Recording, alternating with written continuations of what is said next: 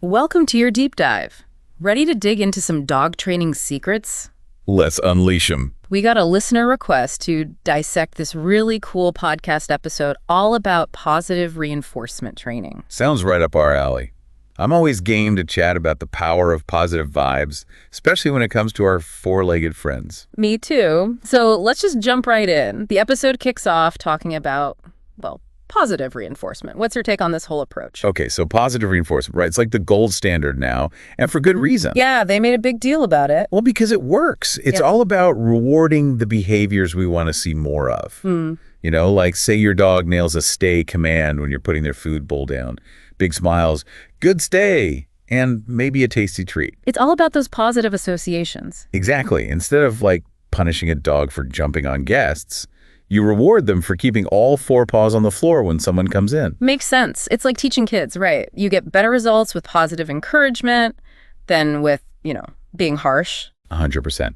And the science backs it up too. Dogs trained using positive reinforcement, they tend to learn faster, they're more eager to please, and way less stressed. Way less stressed, for sure. Speaking of stress, I noticed the podcast hosts, Fernanda and Lucas, they tackled those frustrating dog behaviors we all face at some point, like excessive barking or pulling on the leash. Oh, yeah, they went there. They had this whole thing about how those behaviors often stem from unmet needs. What do you think about that? I'm totally on board with that. It's easy to get frustrated when Fido's barking up a storm or dragging you down the street.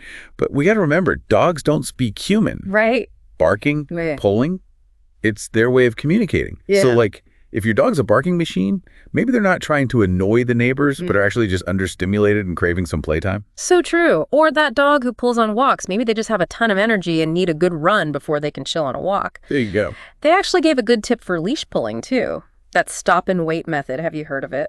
Oh, yeah, the stop and wait. Classic. It just made so much sense to me. If your dog pulls, you immediately stop walking. No pulling, no moving forward. The second they loosen the leash, you praise and keep going. It's like magic, but it takes patience. Dogs quickly learn that pulling equals a standstill. Consistency is key. And speaking of consistency, they were really big on clear communication, weren't they? Oh, yeah. Fernanda and Lucas, they were all about that. And for good reason. Honestly. Like what we say and how we say it, it makes a big difference. It's huge. Imagine if someone was constantly using different words for the same object. You'd be like, what? Dogs thrive on routine and predictability. So keeping those commands short, consistent, and in a calm, firm tone is key. Sit means sit, not sit, down, and bottom. Exactly. It can get confusing for them. Sticking with clear communication, it got me thinking about teaching our dogs fun tricks. Like give paw or something. Oh, yeah. Teaching tricks is like the best, isn't it? It's so much fun. It's not just about showing off either, although that's always a plus.